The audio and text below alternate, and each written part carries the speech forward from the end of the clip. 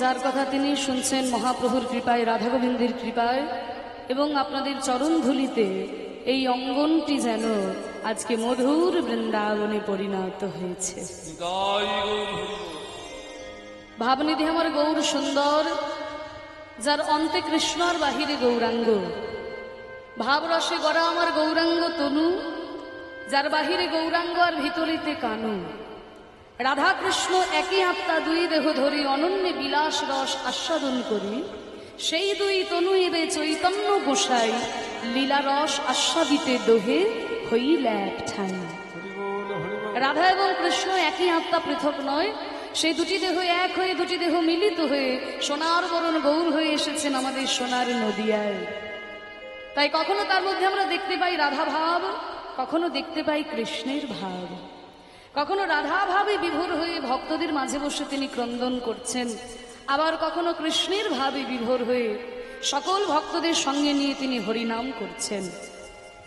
এই যে চৈতন্য মহাপ্রভু কলিযুগ পাবন অবতার হয়ে আমাদের মাঝখানে অবতীর্ণ হয়েছেন, এই চৈতন্য মহাপ্রভু সম্পর্কে কত সুন্দর এই যে শ্লোকটি প্রথমেই আমি গাইলাম, এই শ্লোকটিতে কত সুন্দর কথা বলা হচ্ছে। মহাপ্রভুর প্রণাম মন্ত্র এটিকে বলা হয়।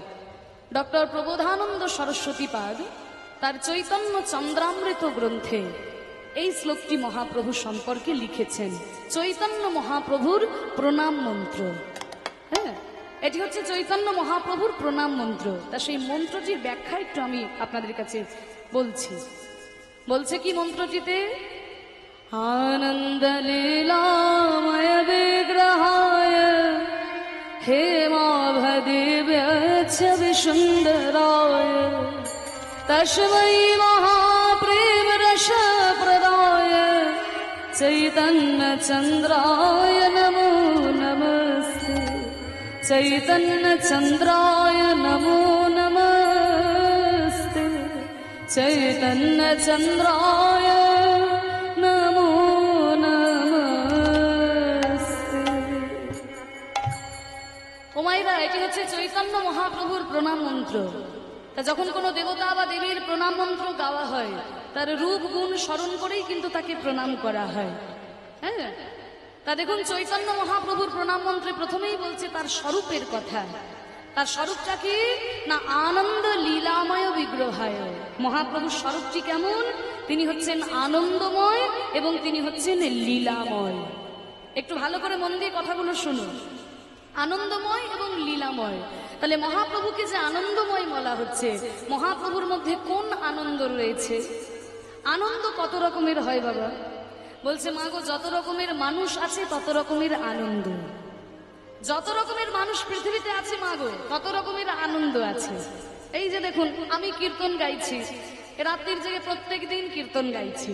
তাহলে কীর্তন গান করলে আমার আনন্দ হয়, এটা আমার আনন্দ। আরেকজন আছে যার হিন্দি গান করলে আনন্দ হয়, আরেকজন গান যে আছে তার আধুনিক গান করলে আনন্দ পায়, কেউ আবার ইংরেজি গান করে আনন্দ পায়। তাহলে দেখুন, একই গানের আনন্দ এক একজনের কাছে এক এক রকম। তাহলে যত রকমের পৃথিবীতে আনন্দ আছে, সব রকমের আনন্দকে বিচার বিবেচনা করে শ্রীমদ্ ভাগবতে আনন্দকে তিনটি ভাগে ভাগ করা হয়েছে। তিনটি ভাগে ভাগ করা হয়েছে। কি কি আনন্দ? মায়ের একটু উদাহরণ দিয়ে বলছি, তোমরা একটু মন দিয়ে শোনো, তাহলে বুঝতে পারবে। তিনটি আনন্দ কি কি?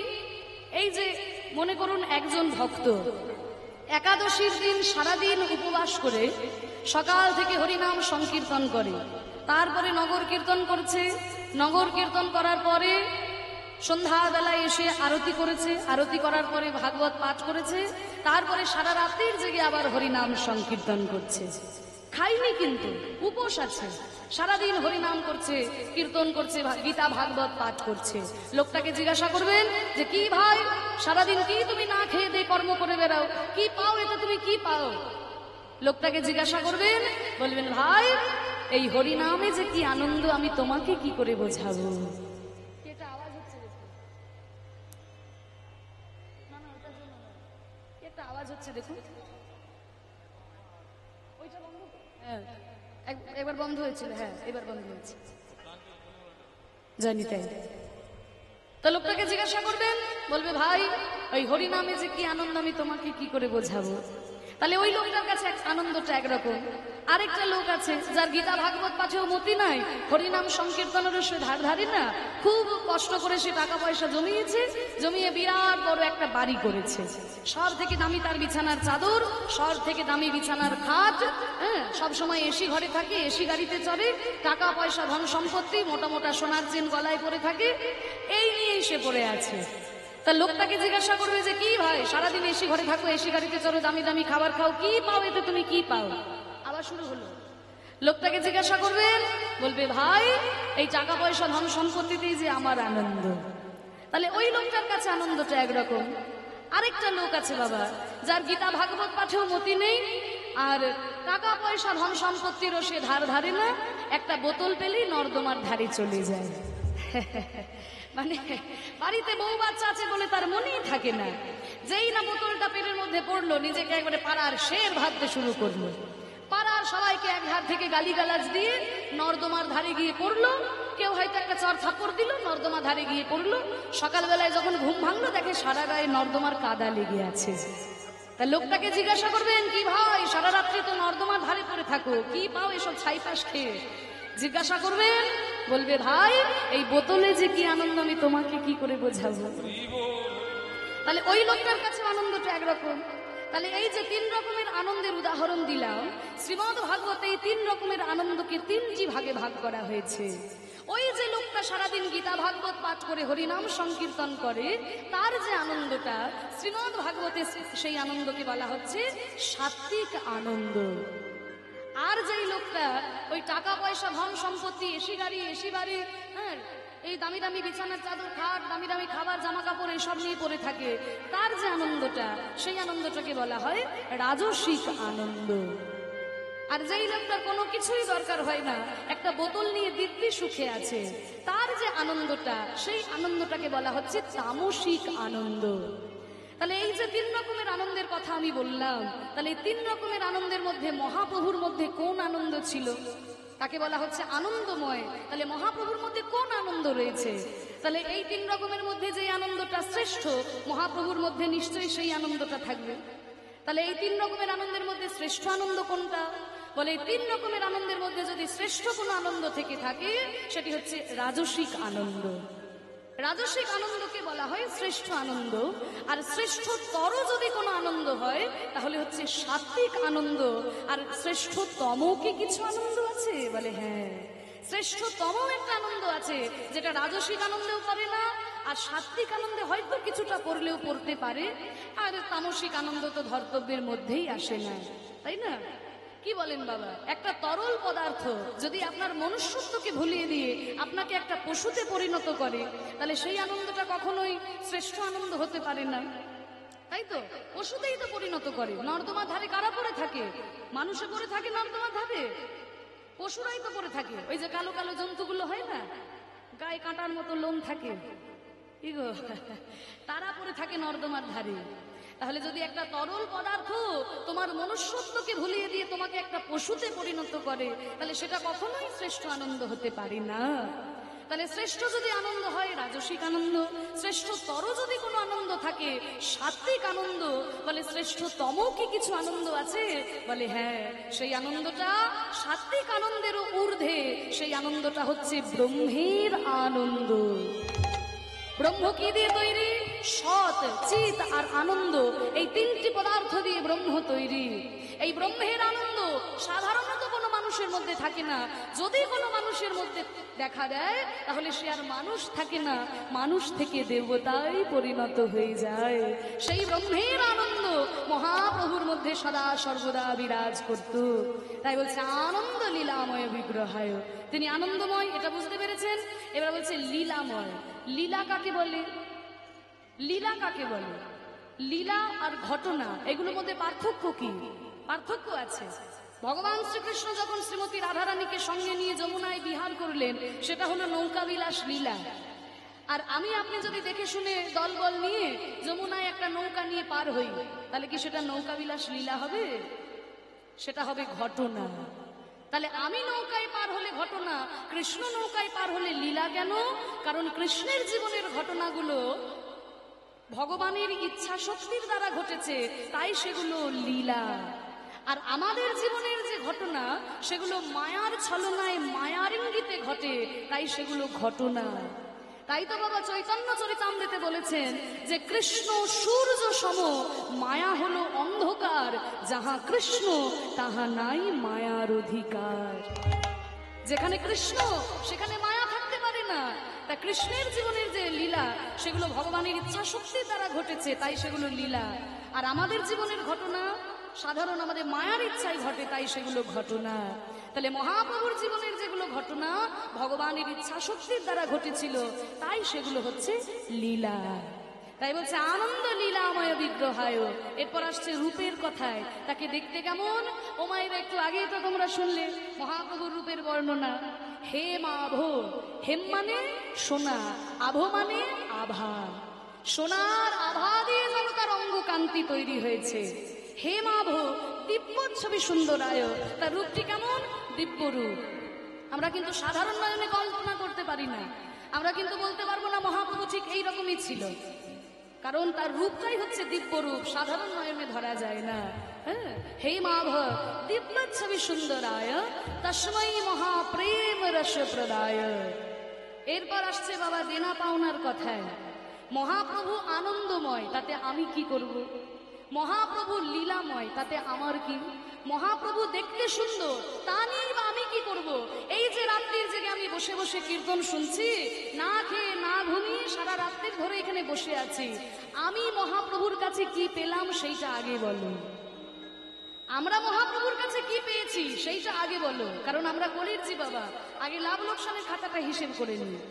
গীতায় বলা হয়েছে কর্ম করে যাও, ফলের কোনো আশা করো না, কিন্তু আমরা কি তাই করি? এই যে আপনাদের এখানে সারাদিন ধরে কীর্তন হচ্ছে, এই এত সুন্দর মাইকালারা এসেছে, লাইটালা প্যান্ডেলালারা এসেছে, এরা কি কেউ বলেছে যে আমরা 3 দিনের অনুষ্ঠান যা হয় চালিয়ে দেবো, তোমরা যা পারো আমায় দিও? কেউ কি বলেছে? আরে মাইকালা লাইটালা কেন বলছো? নিজের কথা বলো,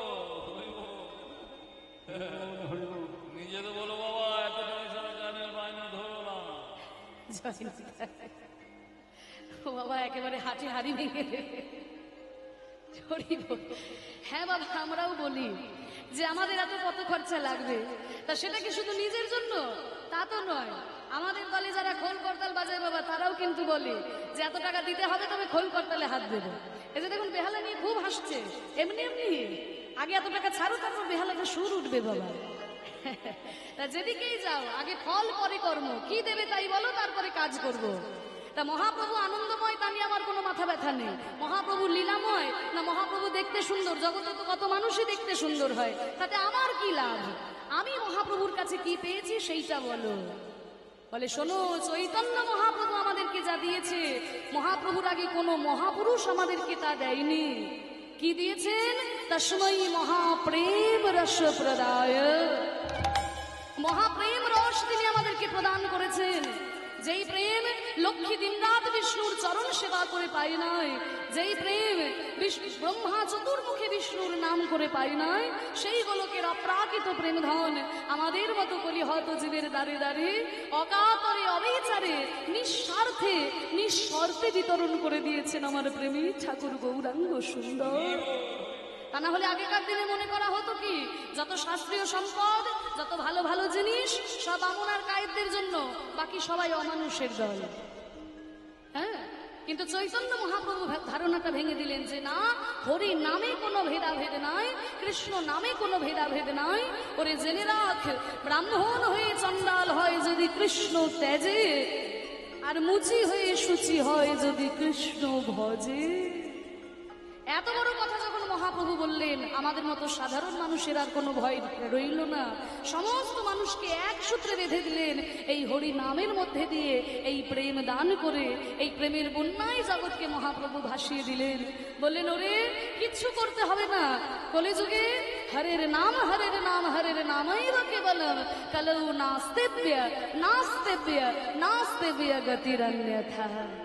কলিযুগে হরি নাম ছাড়া আর অন্য কোনো গতি নাই। তাই তোরা দুটি বাহু তুলে আমার সঙ্গে বল, প্রেমানন্দে মেতে হরি বলো, হরি নামের বন্যা জেলো, প্রেমানন্দে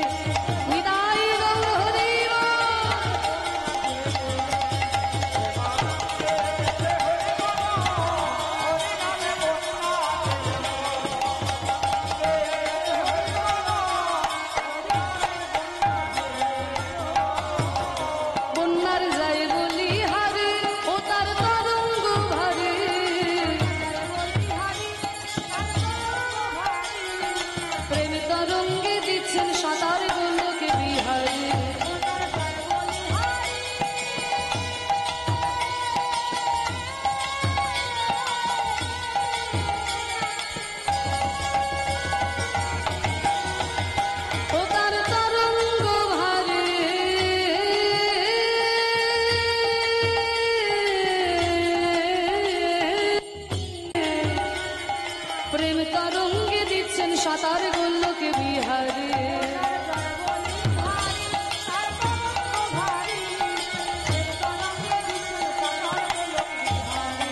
ও তার সঙ্গে প্রভু হরিবল বলে রে, সঙ্গে প্রভু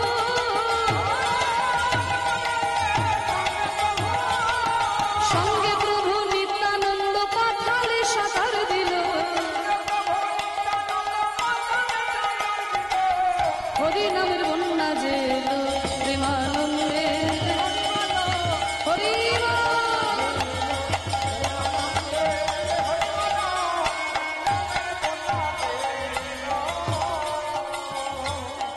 জানি তাই।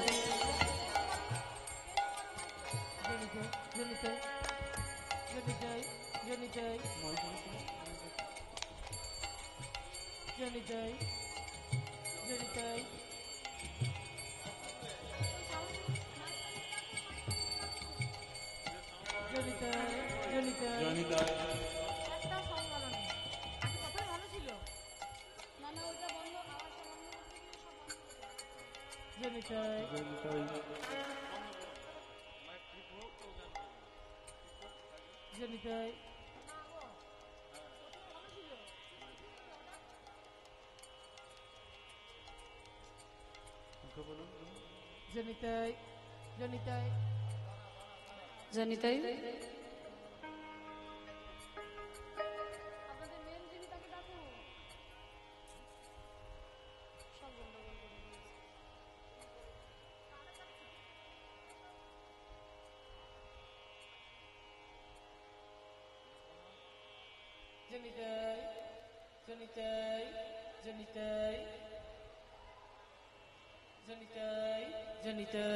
जय गो जय राधेश्याम जय राधेश्याम जय राधेश्याम जय राधेश्याम। নিতাই গৌর হরি বন্যার যাই বলি হারি, ও তার তরঙ্গ ভারী। বন্যার যাই বলি হারি,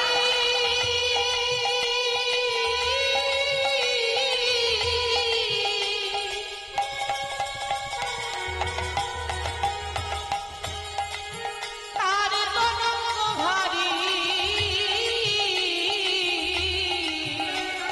প্রেম তরঙ্গে দিচ্ছেন সাঁতার গোলক বিহারী। ও তার সঙ্গে প্রভু হরিবল বলে রে, সঙ্গে প্রভু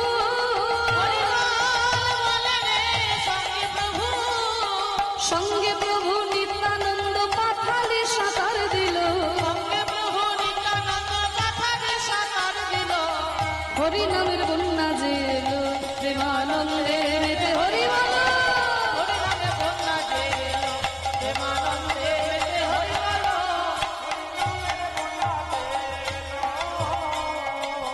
হরি নামের বন্যা মহাপ্রভু নিয়ে এলেন আমাদের এই বাংলার মাঝখানে। এই প্রেমের বন্যা কেমন বন্যা, কেমন বন্যা জানো? এমন বন্যা দেখি নাই মানুষ শুকনাতে তলায়, এমন বন্যা দেখি নাই মানুষ শুকনাতে তলায়। ডুবলো নদের নারী পুরুষ জাতির বিচার নাই। এমন বন্যা দেখি নাই মায়েরা উলুধ্বনি।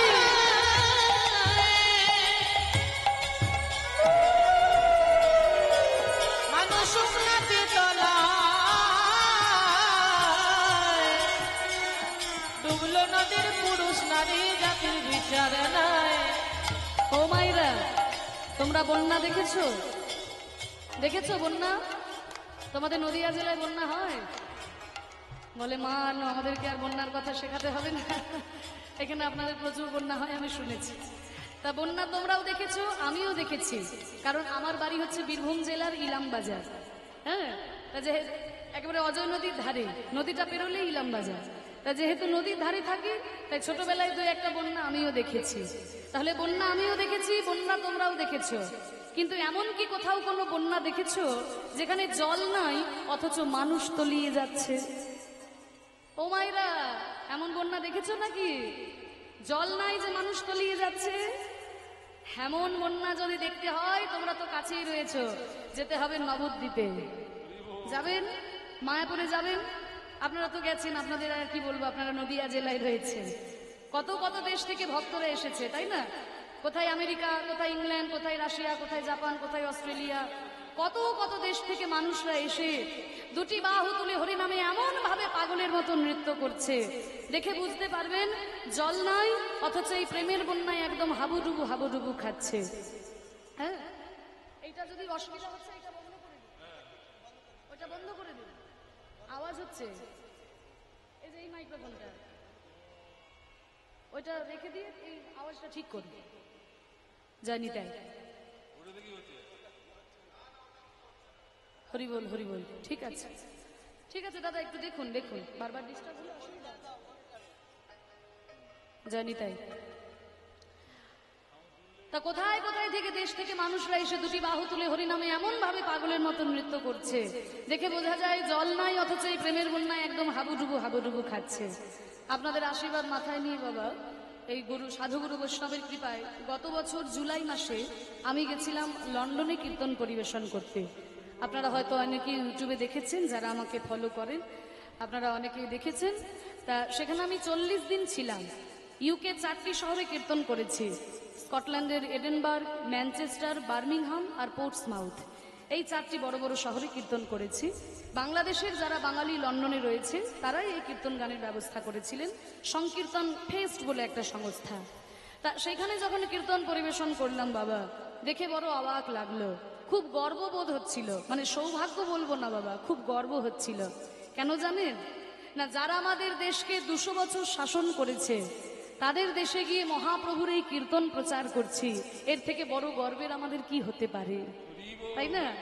তা যেটা অবাক লাগলো যে ভারতীয় যারা রয়েছে, বাঙালি যারা রয়েছে, তারা তো হরিনাম করছে, কিন্তু ওই দেশের কত সাদা মানুষ তারাও কিন্তু তিলক সেবা করে, গলায় তুলসীর মালা পরে, ধুতি চাদর গলায় দিয়ে এমন ভাবে খোল কর্তার সঙ্গে নিয়ে পাগলের মতো নৃত্য করছে, দেখে বোঝা যায় জল নাই অথচ এই প্রেমের বন্যায় একদম হাবুডুবু খাচ্ছে। তা দেখুন, যারা আমাদেরকে মদ খাওয়া শেখালো, যারা আমাদেরকে সিগারেট খাওয়া শেখালো, যারা আমাদেরকে প্যান্ট শার্ট পরা শেখালো, তারা সব কিছু ছেড়ে দিয়ে হা গৌর কিছু চাই না বলে, হা নিতাই কিছু চাই না বলে ধুলাই লুটিয়ে গড়াগড়ি দিচ্ছে। মহাপ্রভু বলেছিলেন, পৃথিবীতে আছে যত নগরাদি গ্রাম, সর্বত্র প্রচার হবে আমার হরে কৃষ্ণ নাম। মহাপ্রভুর এই বাণী যেন একবারে সত্য হয়ে উঠেছে। আজকে পৃথিবীর কোনায় কোনায় মহাপ্রভুর এই হরিনামে সবাই ডুবে গেল, জল নাই অথচ এই প্রেমের বন্যায় সবাই হাবুডুবু খাচ্ছে। তাই তো বলছে, এমন বন্যা দেখি নাই মানুষ শুকনাতে তলায়, এমন বন্যা দেখি না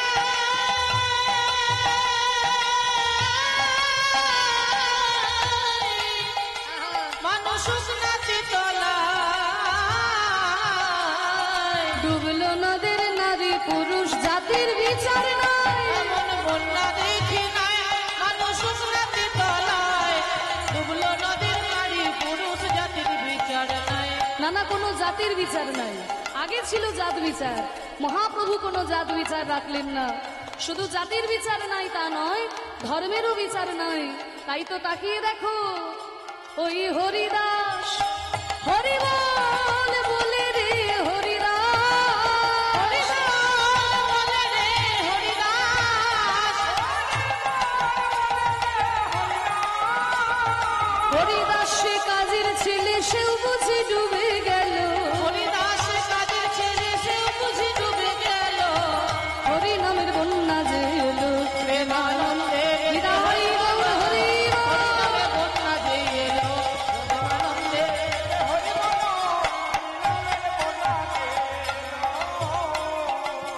ও মায়েরা, এই হরিনামের বন্যায় তোমরা একটু ডুবতে চাও? সত্যি বলছো? সবাই ডুবতে চাও তো? যারা যারা আছো ডুবতে চাও? একটা কাজ করতে হবে, করবে তো? একটু কষ্ট হবে গরমে, মায়েরা বলছো কিন্তু করবো। তা সবাই একটু দুটো হাত তুলো দেখি।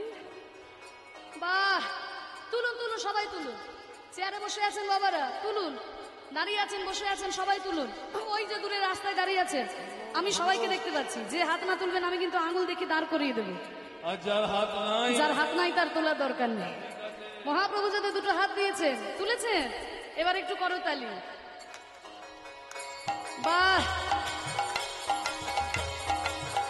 একবারে হরি বলে বলে তোমরা নামো সেই জলে, হরি বল বলে তোমরা নামো সেই জলে, ডুবলো যে জন পেল রতন সন্তোষ তাই বলে, একবার হরি বল বলে তোমরা নামো সেই জলে, ডুবলো দুজন পেল রতন সন্তোষ তাই বলে, একবারে হরি বলে বলে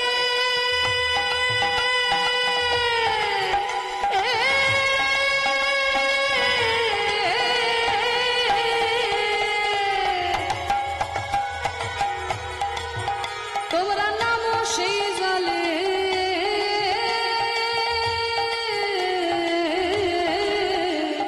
ডুবলো যে জন পেল রতন সন্তোষ তাই বলে, একবার হরি বল বলে তোমরা নামো সেই জলে, ডুবলো দুজন পেল রতন সন্তোষ তাই বলে।